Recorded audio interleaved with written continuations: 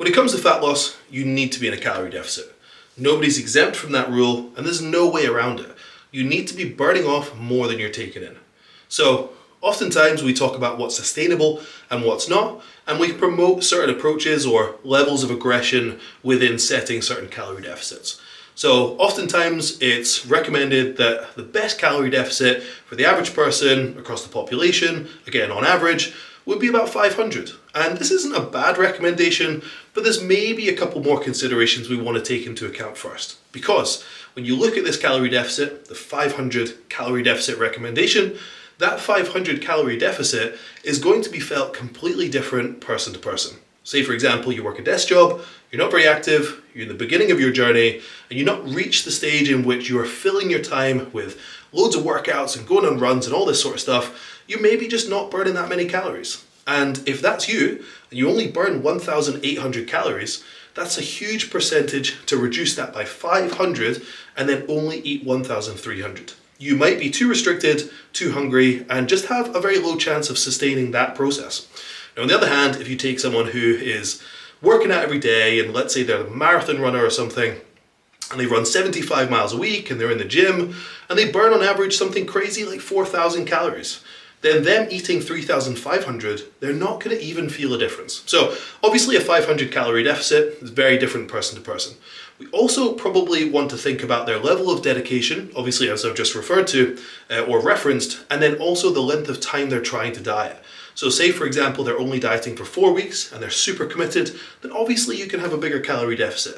On the other hand, if you have somebody who's not very committed and they got 4 months to diet and a lot to lose, and a lot of character development and personal development and commitment to build within their fitness journey, they're going to need a much more paced approach. So this brings me to my final point. What is the best calorie deficit? In my opinion, we should opt for working in percentages. So say for example, starting with a calorie deficit that's only 20%, this might be a much more sensible way of going about things. So say for example, you're that guy, marathon runner, who's burning 4,000 calories a day.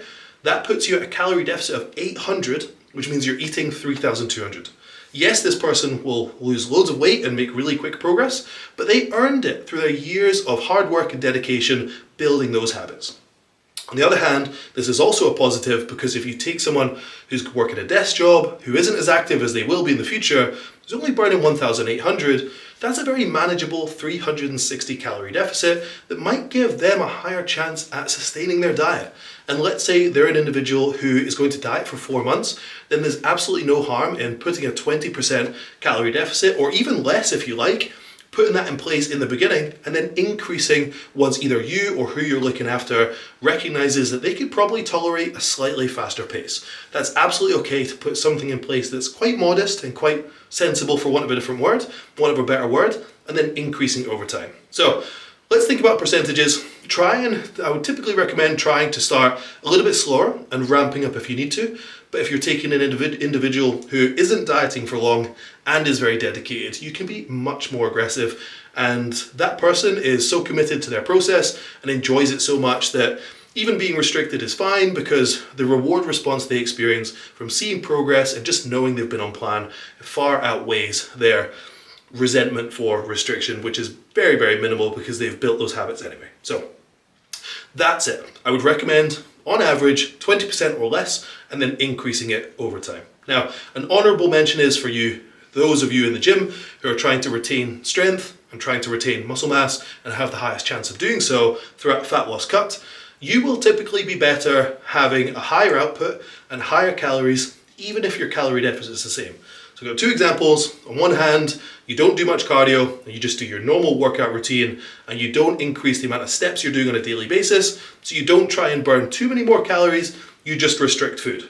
Then you could be in a situation where you're burning 2,500 calories, but only taking in 2,000. Fine, 500 calorie deficit, that's 20%, not too bad.